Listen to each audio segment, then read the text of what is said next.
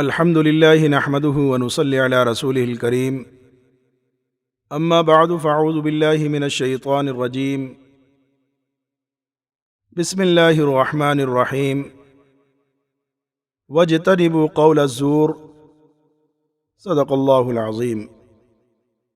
میرے محترم عزیزو دوستو، جھوٹ کا انجام انسانوں کے لیے خاص طور سے تباہی اور بربادی کرنے والا ہے، کیونکہ آپس کے اندر خاص طور سے انسان جب کوئی معاملات کرتے ہیں تو ان کا کوئی نہ کوئی ٹارگیٹ ہوتا ہے اور اپنے ٹارگیٹ کے اندر کامیاب ہونا چاہتے ہیں، لیکن جھوٹ اگر ان کے درمیان آ جائے تو ان کی کامیابی کے اندر ایک بڑا روڑا بن کے سامنے آ جاتی ہے کہ وہ اپنے مقصد کے اندر پھر کامیاب ہوتا نہیں دیکھتا۔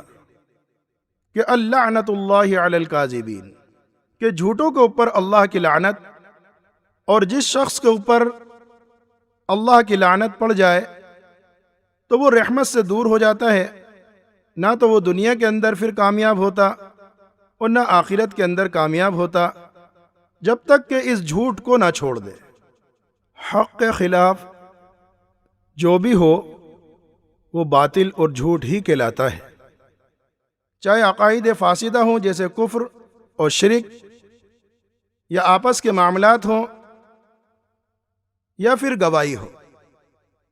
ان سب کے اندر احتیاط کرنی چاہیے کہ جھوٹ بیچ میں نہ آئے، یعنی آدمی اپنے عقیدے کو صحیح رکھے، معاملات درست رکھے، اور گواہی دینے کا جب نمبر آئے تو سچ بولے۔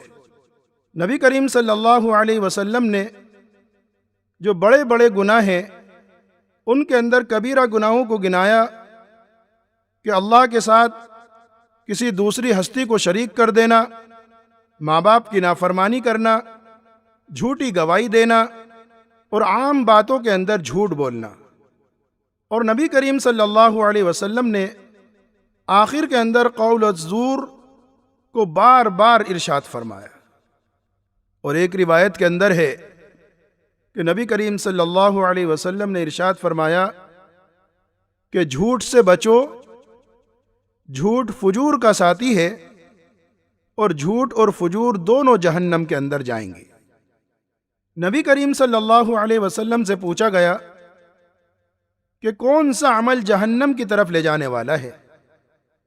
تو نبی کریم صلی اللہ علیہ وسلم نے ارشاد فرمایا کہ جھوٹ۔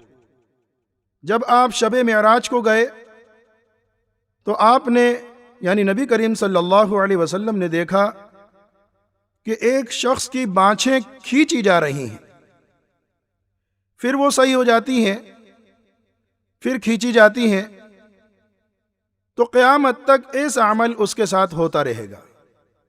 نبی کریم صلی اللہ علیہ وسلم نے جبریل امین سے پوچھا کہ یہ کون شخص ہے؟ تو جبریل امین فرشتے نے آپ صلی اللہ علیہ وسلم کو بتلایا کہ یہ جھوٹ بولنے والا ہے۔ مسند احمد کے اندر روایت ہے، نبی کریم صلی اللہ علیہ وسلم نے ارشاد فرمایا کہ آدمی اس وقت تک مومن نہیں ہو سکتا جب تک کہ پوری طریقے سے جھوٹ کو نہ چھوڑ دے، یہاں تک کہ مزاح اور مذاق کے اندر بھی چھوڑ دے۔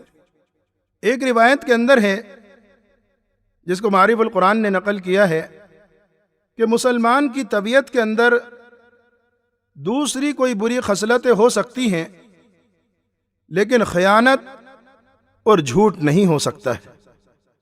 اور آج میرے محترم عزیز و دوستو، یہی دو خصلتیں زیادہ دیکھنے میں آتی ہیں کہ ہر انسان دوسرے انسان کو دھوکہ دینے کے اندر لگا رہتا ہے، اور دھوکہ دینے کو اپنی عقل مندی سمجھتا ہے کہ میں نے فلاں آدمی کو دھوکہ دے دیا اور وہ میرے دھوکے کے اندر آ گیا تو میں نے بڑا عقل کا کام کیا، حالانکہ اس کی حدیث کے اندر مذمت کی گئی ہے۔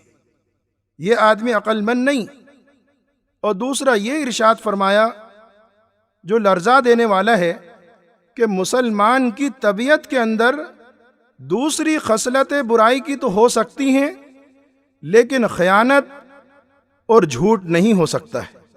اور ایک روایت کے اندر ہے کہ جھوٹ انسان کی روزی کو گھٹا دیتی ہے۔ ہم اپنی روزی کے کم ہونے کے ذمہ دار خود ہیں، اور پھر طرح طرح کی سوچیں رکھتے ہیں جب روزی کے اندر برکت نہیں ہوتی کہ کسی نے ہمارے اوپر کچھ تو نہیں کر دیا، کوئی جادو ٹوٹکے تو نہیں کر دیے، کسی نے کوئی بندش تو نہیں کرا دی۔ اس بندش کے ذمہ دار ہم خود ہیں۔ تو اللہ تعالی ہم سب کو خیانت اور جھوٹ سے بچنے کی توفیق عطا فرمائے اور صحیح سمجھ کی توفیق عطا فرمائے۔ وآخر دعوانا ان الحمد للہ رب العالمین۔ دوستو،